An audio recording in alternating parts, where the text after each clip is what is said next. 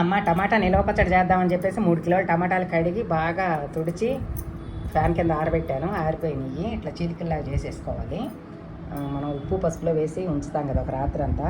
3 కిలోలకిను 1/2 litre తీసుకొని ఉప్పు కొంచెం వెళ్తే తలగొట్టేసి ఉప్పు తీసుకున్నాను. కొంచెం పసుపు వేసి రాత్రంతా ముక్కలు కలిపేసి ఉంచేస్తాము. రేపు బయట ముక్కలు తీసి ఎండబెట్టుకొని ఆ గుజ్జులో చింతపండు పెడదామమ్మ. ఓకే అమ్మ. టమాటా ముక్కల్లో నీళ్ళల్లో చింతపండు పెట్టేశాను. 3 కిలోల టమాటాలకు కదా నేను చేస్తున్నాను. 300 పెట్టాను. పావు కిలో మీద ఇంకొంచెం వేసాను అనమాట. నానిపోయింది. ఇంకా రుబ్బేసుకోవచ్చు. ముక్కలు కూడా బాగానే ఎండిపోయినాయి. మొత్తం 2 ప్లేట్లో పెట్టాను. శుభ్రంగా ఎండిపోయినాయి. అది రుబ్బేసిన తర్వాత ఈ ముక్కలు వేసేసి తాళింపు వేసుకోవటమే. ఓకే అమ్మ. టమాటా పచ్చడి రుబ్బటానికి అన్నీ పెట్టేసుకున్నాను. కాఫీ గ్లాసుడు అయితే సరిపోద్ది. ఆవు పిండి మెంతిపిండి కలిసి. వెల్లుల్లిపాయలు మాత్రం 1/2 కిలో పైన ఉంటాయి వెలిసినవి. కొంచెం ఎక్కువ వేసుకుంటాం కదా. ఉప్పు కొంచెం ఇక్కడికి పోసానని చెప్పాను కదా.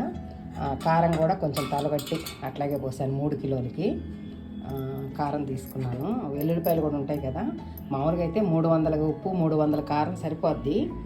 కొంచెం వెల్లుల్లిపాయలు ఉంటాయని కొంచెం ఇట్లా కొంచెం తీసుకుంటాను అనమాట. ఇది 500 గ్రాములు కదా. ఇంకా గ్రైండర్లో రుబ్బేసుకొని ఇవన్నీ వేసేసి రుబ్బేసి ముక్కలు కలిపేసుకోవటమేనా. ఓకే అమ్మ. జయ శ్రీరామ్. అమ్మ టమాటా పచ్చడి రుబ్బటం అయిపోయింది. వెల్లుల్లిపాయలు కొంచెమేమో వాటితో పాటు రుబ్బేసాను, చింతపండు గుజ్జుతో పాటు. కొన్ని ఏమో కలిపేసాను అనమాట. ఆవపిండి వేసేసాను, కారం వేసేసాను, ఉప్పు చూసాము. అసలు ఏం వేసే పని లేకుండా పర్ఫెక్ట్గా సరిపోయింది కొలతలో.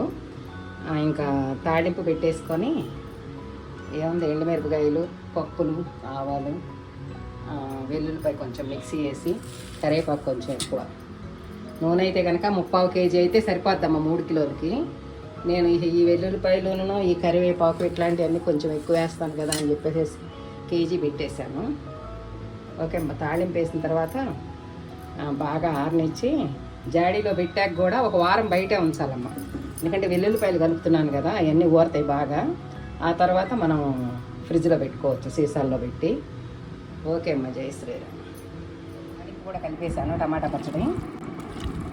కొంచెం ఆరిపోయిన తర్వాత కలిపాను అనమాట. నూనె కూడా చక్కగా సరిపోయింది.